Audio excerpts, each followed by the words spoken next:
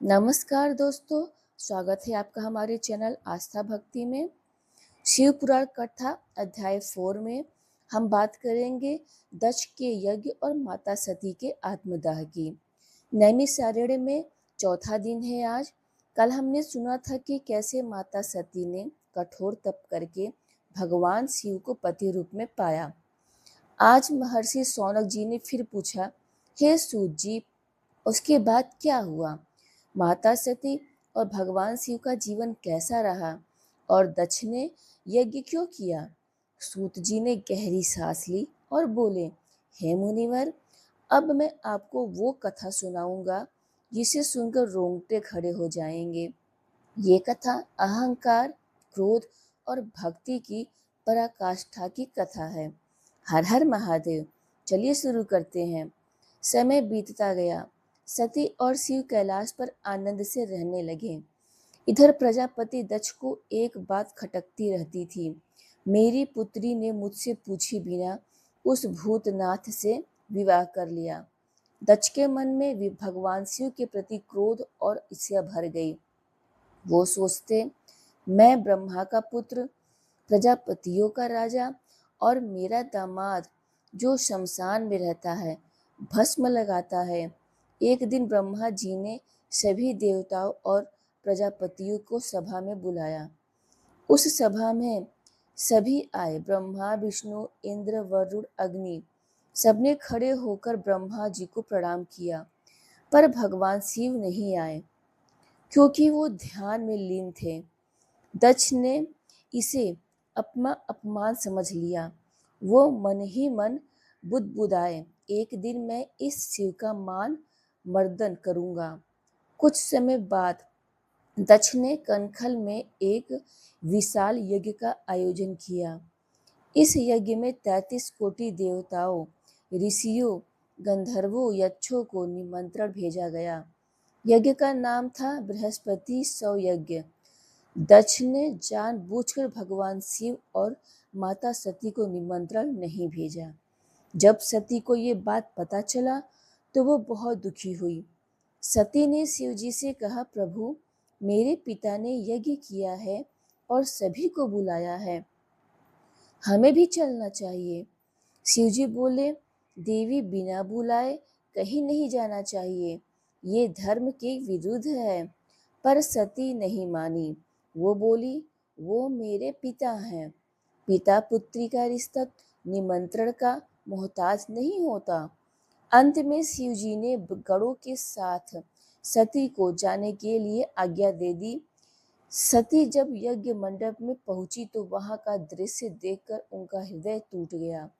सभी देवता, ऋषि, उनकी बहनें थीं, सबने सती का स्वागत किया, पर उनके पिता दक्ष ने मुंह फेर लिया। सती ने आगे बढ़कर पिता को प्रणाम किया। दक्ष ने कठोर स्वर में कहा, तुम यहाँ क्यों आई हो? मैंने तुम्हें बुलाया था क्या?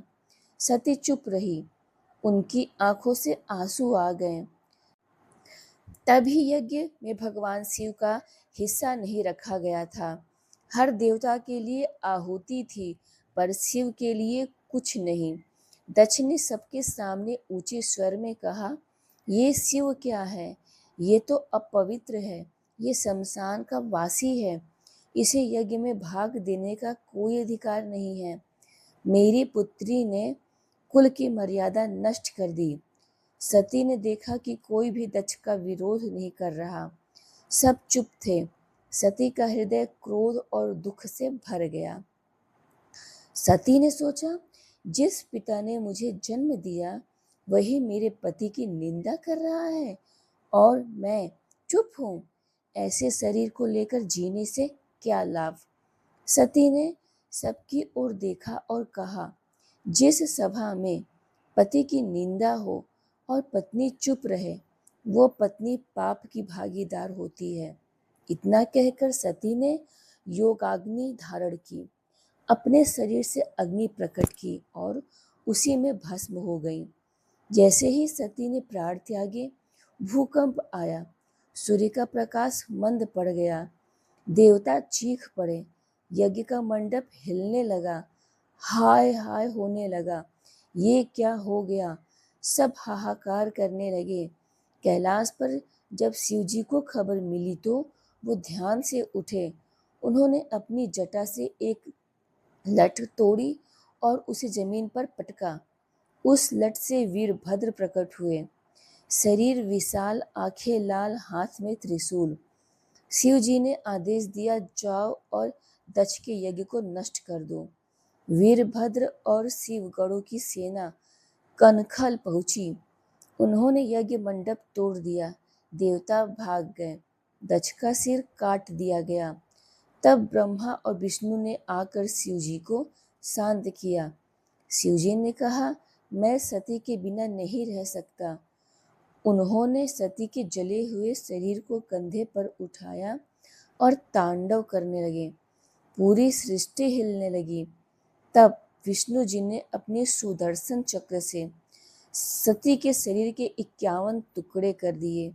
जहां जहां टुकड़े गिरे वहां वहां शक्ति पीठ बन गए। अंत में शिव जी ने दक्ष को जीवन दान दिया और बकरे का सिर लगाकर जीवित किया।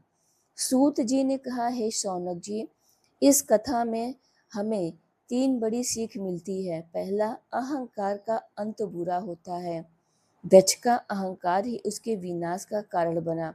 दूसरा, बिना बुलाए मत जाओ। जहाँ सम्मान न हो वहाँ जाना अपमान को बुलाना है। तीसरा, शिव भक्त की रक्षा स्वयं शिव करते हैं। सती के अपमान पर शिव पूरी सृष्टि हिला दिए। आज भी हम जिन जगहों पर माता के शरीर के टुकड़े गिरे उन्हें शक्ति पीठ कहते हैं, जैसे वैष्णो देवी, कामाख्या, विंध्यवासिनी। ये थी अध्याय 4 की कथा, दक्ष यज्ञ और सती का आत्मदाह। अगले अध्याय में हम सुनेंगे कि कैसे माता सती ने पार्वती के रूप में फिर जन्म लिया और शिव से दोबारा विवाह किया। अगर आपको ये कथा पसंद आई तो कमेंट में लिखिए जय माता दी।